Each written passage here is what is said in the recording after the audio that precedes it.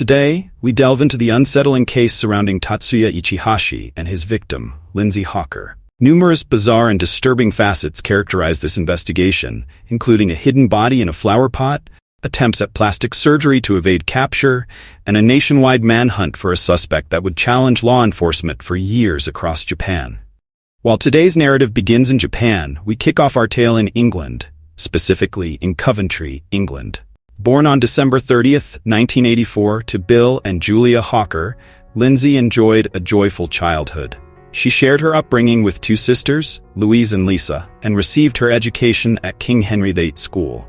After completing her studies, she pursued a degree in biology at the University of Leeds, where she excelled academically.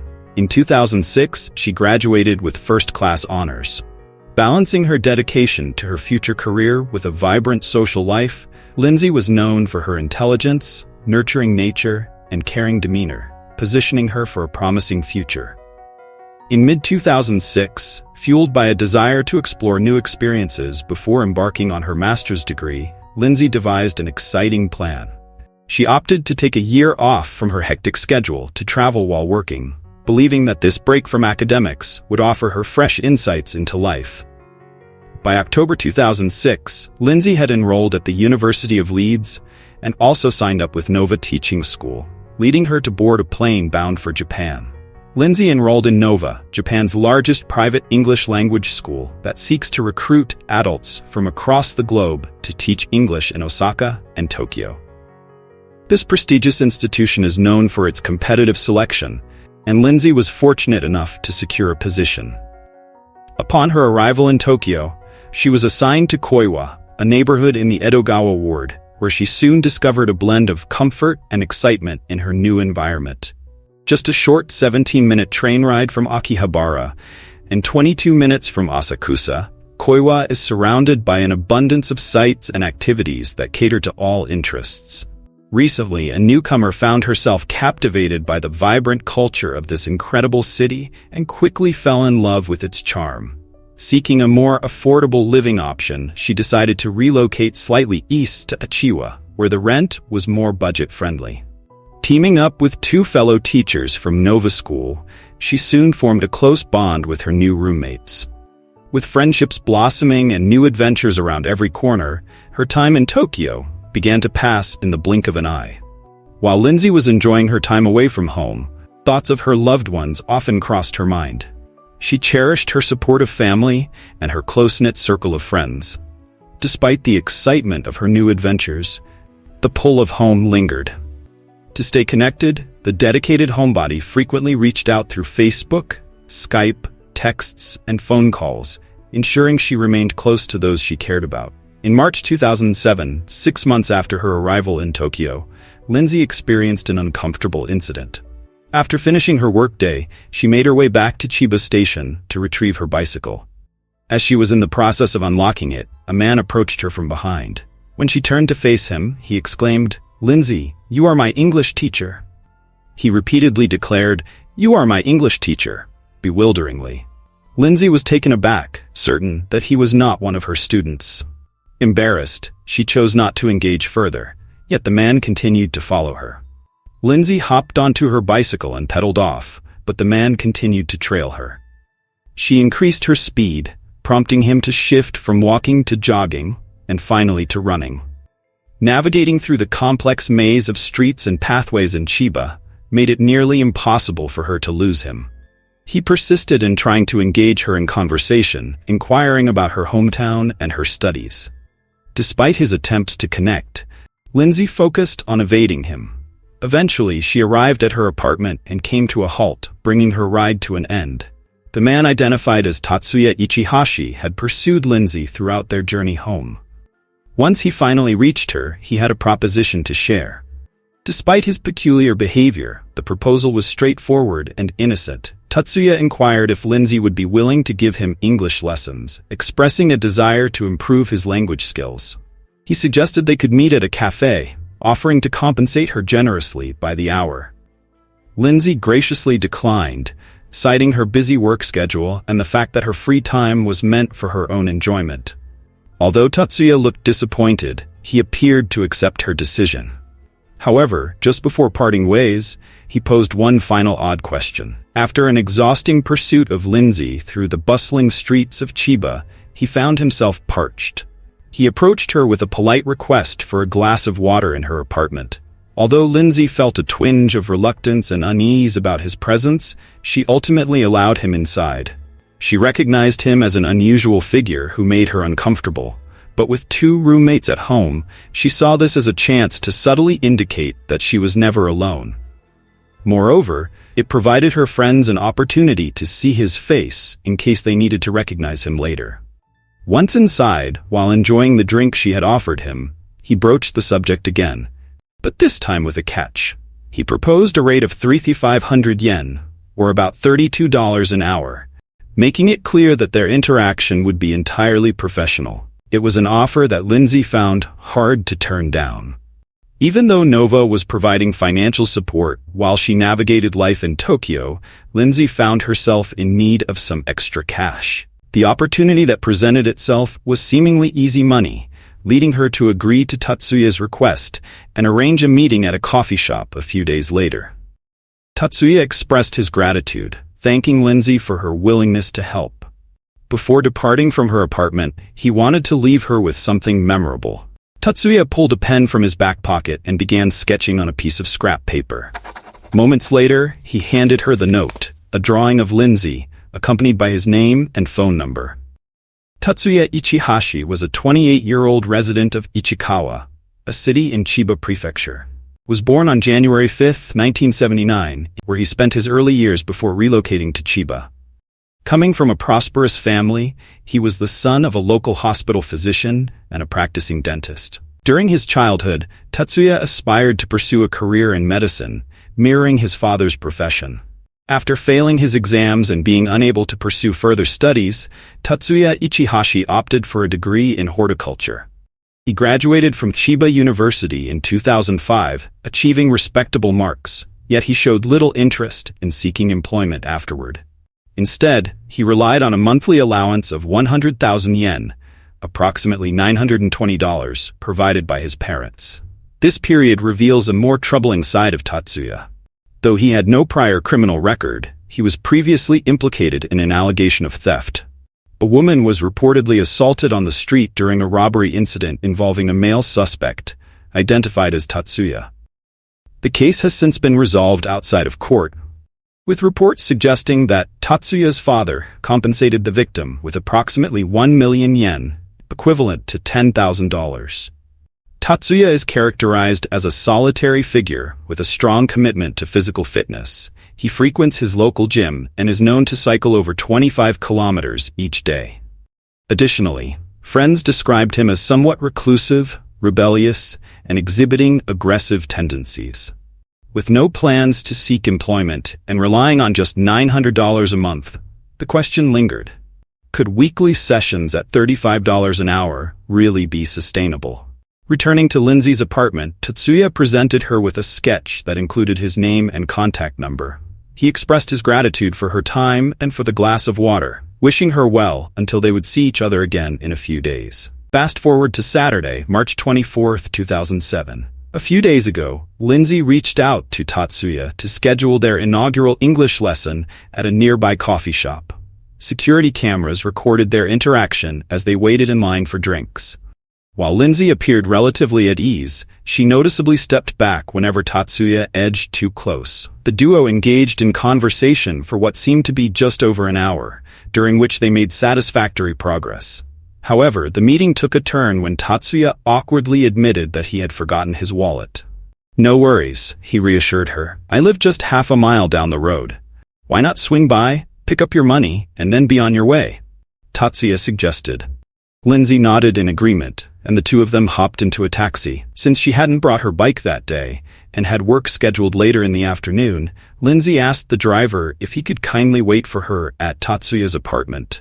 He consented, and she followed Tatsuya inside. However, several minutes passed, and Lindsay still had not come back out. The taxi driver found the situation a bit odd, but figured that perhaps the passenger had simply changed her plans. Shrugging off the incident, he continued on his way, completely forgetting about it. However, later that afternoon, Lindsay did not show up for work. Her absence raised alarms among her housemates, who were already concerned when they realized she hadn't reported for her shift. That evening, they contacted the police to file a missing person report. As Saturday came and went, there was still no sign of Lindsay, and her absence continued into Sunday, eventually leading into Monday without any word from her. The family and friends of Lindsay in the United Kingdom began to feel a sense of unease as her silence stretched on. However, it wasn't until she missed her second consecutive day of work on Monday that real concern began to take root. The school reached out to her parents to inform them of her 2-day absence, prompting them to notify the police. It was at this point that authorities started to take Lindsay's disappearance with greater urgency. Police initiated their search efforts at Lindsay's residence, starting with interviews of her housemates. Fortunately, they had a potential suspect in mind. The housemates revealed that Lindsay had visited a man at a coffee shop shortly before her disappearance and had left behind a sketch of him in the apartment. This discovery marked their first significant clue. At approximately 5:40 p.m., 2 officers were sent to Tatsuya's home. However, after knocking on his door, they received no response. His neighbors were home and graciously allowed police officers to look over from the balcony into Tatsuya's living room. Although no lights were on in the apartment, it seemed as if someone was moving around inside. Intriguingly, the bathtub, typically found in the bathroom, had been relocated to the balcony. Acting on instinct, the 2 officers called for backup, fearing that Lindsay might be inside and potentially held hostage. Within an hour, 7 additional officers showed up. After 3 hours, and with a total of 9 officers on the scene, the police began preparations to execute a raid on Tatsuya's residence. Just as they were about to proceed, Tatsuya suddenly opened his front door, barefoot and carrying a rucksack. In a moment of unexpected panic, he dashed past the officers. In a tense confrontation, assailants attempted to seize Tatsuya, but their efforts were limited to snatching his rucksack. Tatsuya, however, managed to evade them and slipped away. Despite their pursuit, they couldn't keep pace with him. The labyrinthine hallways of the building aided his escape, and with police officers lacking radio communication, the chase quickly fell apart. In the heart of Tokyo City, Tatsuya seemingly vanished into the darkness, as if he had melted into the air. He was nowhere to be found. Just moments later, police investigating his residence would stumble upon a horrifying scene: the lifeless body of Lindsay Hawker, found in a state of undress. Authorities discovered her body hidden in Tatsuya's detachable bathtub, which he had relocated to the balcony. The tub was filled with a mixture of sand and soil, nearly concealing Lindsay, with only her right hand visible above the surface. She was bound and gagged with plastic ties and scarves, and noticeable bruises marked her upper body. Evidence suggests she endured a prolonged assault during her last moments, with her belongings still strewn throughout the room. In a chilling revelation, authorities found a body in a bathtub on the balcony that was filled with sand and soil, alongside a decomposition agent intended to hasten the process. Flower seeds had been scattered on top, camouflaging the bathtub as a flower bed, with the grim implication that the seeds would eventually draw nourishment from Lindsay's remains. Adding to the unsettling scene, it was observed that Tatsuya had shaved all of Lindsay's hair from her head. Authorities uncovered several wigs in Tatsuya Ichihashi's apartment, leading to speculation that he may have been involved in a snakebite incident. As these details emerged, public interest intensified, fueling rumors that Tatsuya had murdered Lindsay to use her hair as a wig. By the following morning, Tatsuya Ichihashi was declared a wanted man throughout Japan, with police distributing wanted posters across the city and his image broadcast across various news platforms. Authorities have conducted interviews with anyone who might have relevant information regarding the case. Raids were carried out at various locations linked to the site of Tatsuya's murder in search of potential sightings of the suspect. However, despite extensive efforts, Tatsuya seemed to vanish without a trace, resembling a phantom. In the weeks that followed, very few sightings of the man were reported, and those that did emerged turned out to be dead ends. Driven by a strong desire to apprehend the suspect, police even resorted to releasing digitally altered images of Tatsuya wearing wigs, theorizing he might be disguising himself. Nevertheless, Tatsuya demonstrated an extraordinary ability to remain under the radar. His disappearance, initially a matter of weeks, extended into months, and ultimately stretched into years as he continued to elude capture. The murder of Lindsay has left her family grappling with profound grief, compounded by a sense of injustice over the perceived failure of the authorities to apprehend her killer.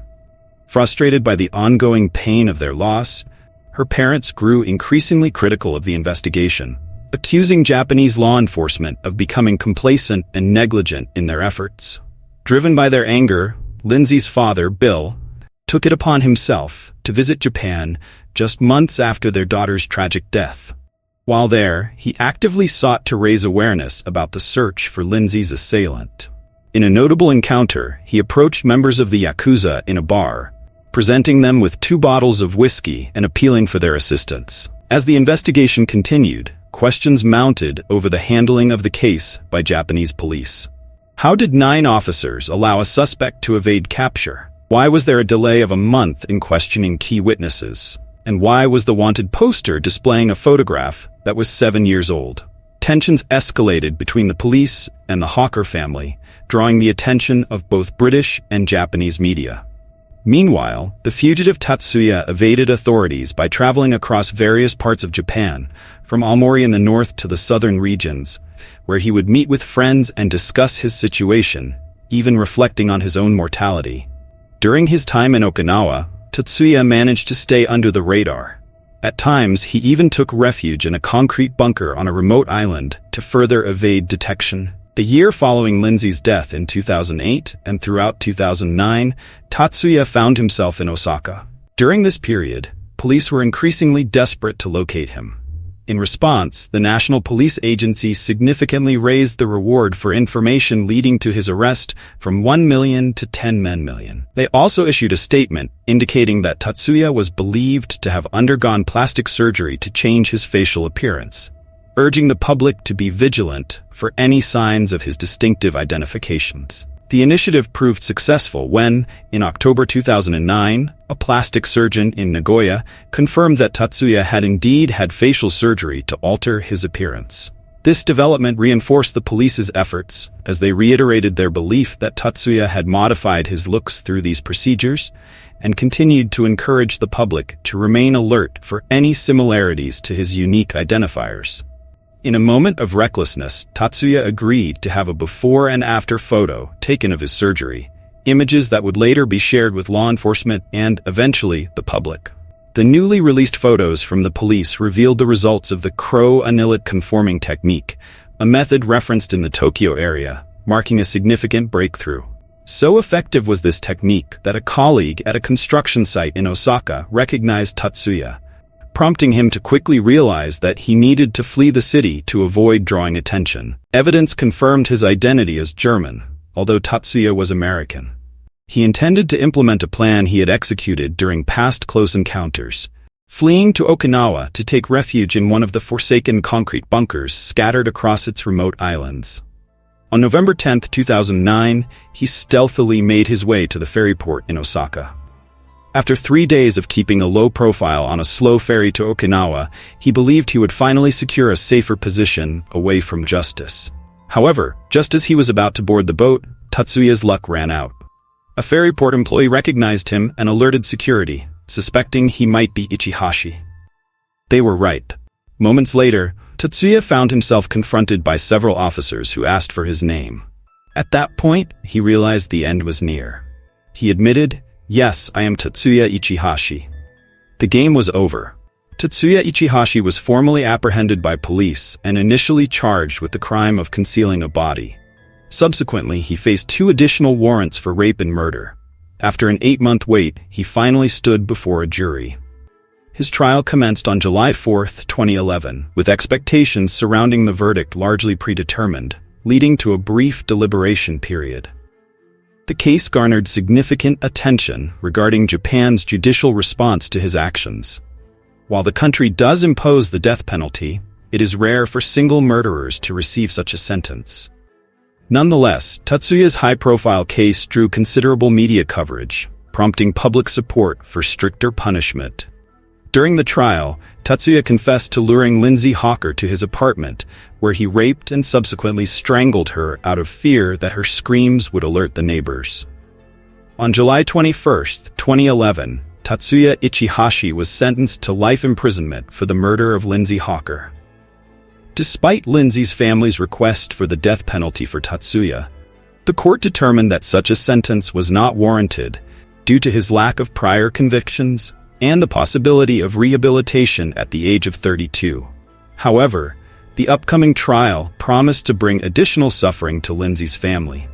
They would be forced to revisit the tragic details of her final moments and endure the pain of seeing new images of her body, a decision they deeply regret.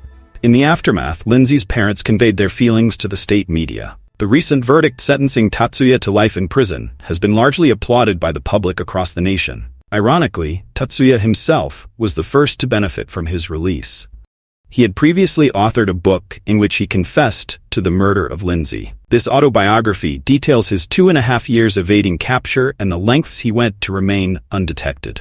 Titled, "Until I Was Arrested," the book promised to donate all royalties and profits to Lindsay's family and has sold over 100,000 copies globally. However, Lindsay's family declined his offer, and despite Tatsuya's unusual attempt to make amends, it could do little to alleviate their profound loss. Lindsay was cherished by all who knew her, celebrated for her success and infectious optimism. She was immersed in an extraordinary adventure overseas, dedicated to imparting a valuable new skill to others. Tragically, her generosity was exploited by a ruthless stranger, leading to her untimely demise. Her parents are left heartbroken, mourning the profound loss of their irreplaceable daughter. Thank you for watching. If you liked this video, please leave a like and subscribe. Until next story.